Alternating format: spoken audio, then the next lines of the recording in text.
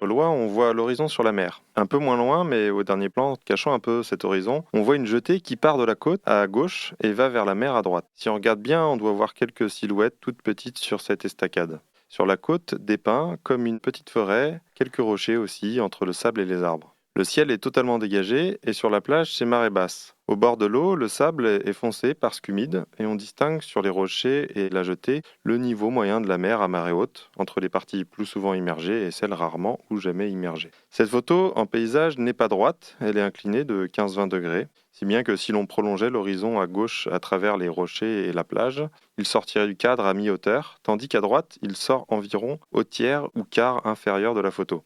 La plage fait un arc de cercle et prend toute la largeur de la photo au premier plan.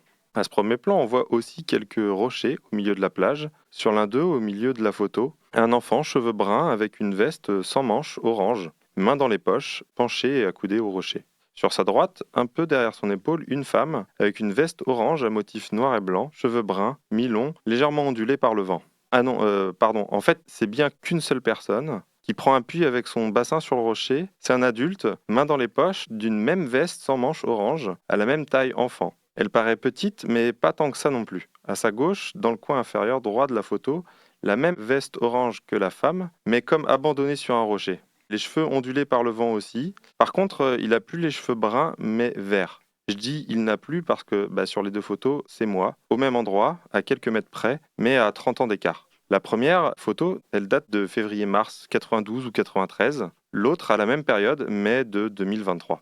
Sur la plus ancienne, je pose avec ma mère sur cette plage pas très loin de Nantes, avec une estacade en bois, pour celles qui reconnaîtront.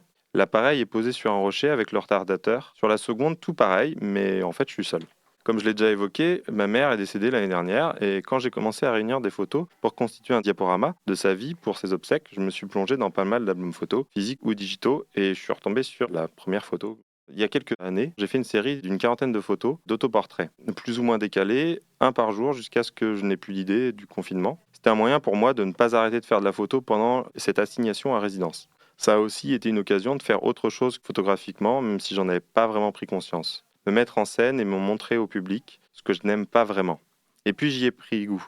Pas à me mettre en avant ou me montrer, mais à construire une image, à construire une mise en scène. Attendre d'avoir la bonne lumière, préparer l'endroit, installer le matériel, trouver la bonne focale, cadrer, se préparer et puis shooter, regarder le résultat. Si on est au numérique, réajuster et recommencer jusqu'à ce qu'on ait quelque chose de conforme à l'idée de départ.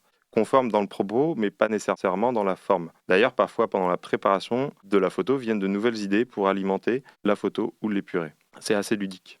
Du coup, plongé dans les albums souvenirs autour de ma mère, m'est venue l'idée de séries photos, dont une engagée il y a quelques mois par ce premier cliché sur la plage. Refaire de manière assez fidèle des photos de ma mère et moi, mais du coup, seul. Mettre un peu de jeu dans ce processus de deuil et essayer d'en tirer une part de plaisir et de ne pas que subir le deuil.